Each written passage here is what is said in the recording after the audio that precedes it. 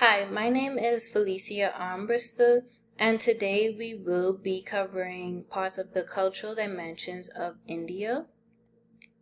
High or low context language. India is considered a high context culture, which means that communication is generally more indirect. Being a high context culture can make doing business in India a bit difficult, so knowing how to interact without offending is important. In this culture, things are left unsaid, but face to face interactions are preferred. And to communicate successfully in this culture, it is important to clarify and confirm, but do not jump to assumptions or conclusions, and also to always remain patient. A simple but great example of a high context interaction in India would be a guest arriving at an Indian home and the host asking questions like, "Are you comfortable? Would you like something to drink?" These questions carry a message of hospitality and concern. Uncertainty avoidance. So on the Hofstede model, India scored low with a 40 out of 100, which means this country has a low uncertainty avoidance. Indians are more open to change and new situations. They are less dependent on rules and regulations in certain situations, but in other words, they are at ease with the unknown and more inclined to take risks. Religion also plays a role in their tolerance for ambiguity. So Hinduism and Buddhism basically teaches them the acceptance of life's uncertainties and the idea of letting go of control. Indians are open to a variety of opinions, being of such low uncertainty avoidance. They are very consensus building, and there's often a flexibility in finding common ground. Individualism versus collectivism. So in terms of individualism or collectivism, India scored a 48 out of 100, which makes this culture a collectivism culture.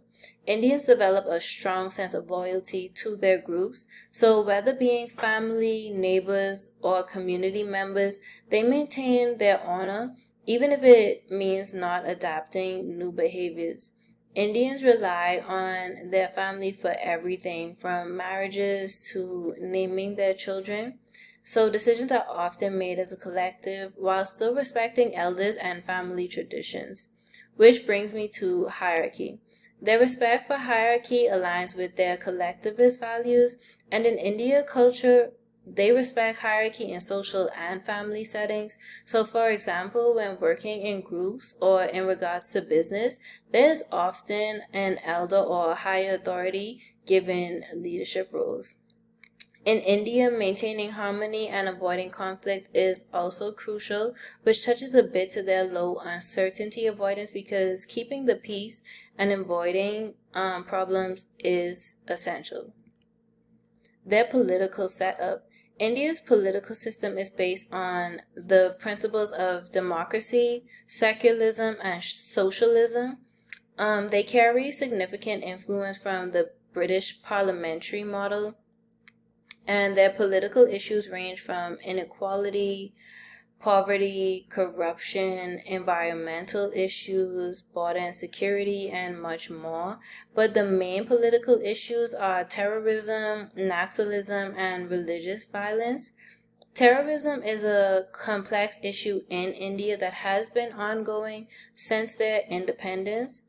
So, cross border terrorism and Naxalism is basically fueled by poverty and lack of development.